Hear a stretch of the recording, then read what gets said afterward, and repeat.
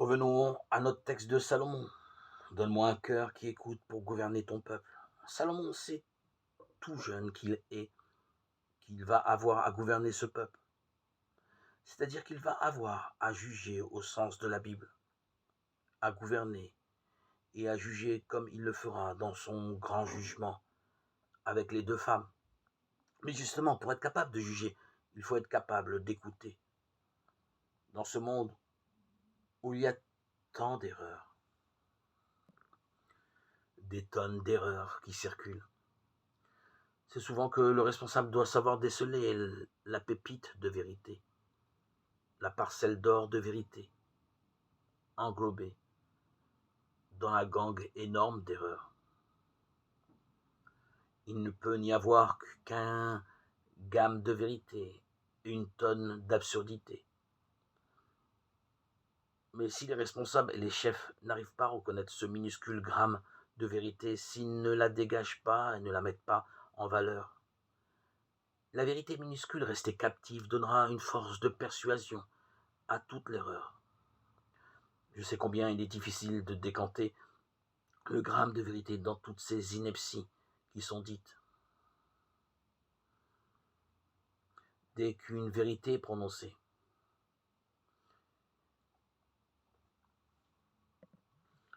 c'est ce que nous pouvons dire. Elle est du Saint-Esprit, même si tout le reste est complètement absurde. C'est pourquoi il nous faut savoir déceler l'atome de vérité. Sinon, c'est lui qui donnera une force de persuasion à tout ce qui est faux autour. Oui, donne-moi, Seigneur, un cœur qui écoute pour gouverner ton peuple. Tel était le désir de roi Salomon. Comment ne pas le dire? Cette attitude est par excellence l'attitude de Marie. Elle est contemplative, elle est mère, donc elle écoute. Elle a écouté tous les prophètes.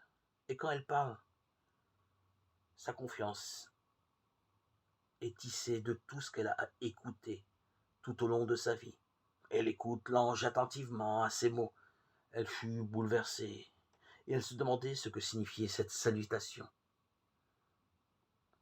Elle écoute, elle se demande, elle ne dit rien. Alors l'ange continue. Ne crains pas, Marie. Et seulement après cette écoute, seulement après la parole de l'ange, viendra la question. Comment cela se fera-t-il? Et lorsque tout s'achève, je suis la servante du Seigneur, qu'il m'advienne selon ta parole. C'est là tout le mystère de la rencontre de Dieu et de l'homme dans la Vierge Marie. Toute sa vie sera une lecture divine constante. Marie conservait avec soin tous ses souvenirs, les méditait en son cœur. Elle écoutait tout, paroles et événements, et gardait fidèlement tous ses souvenirs en son cœur.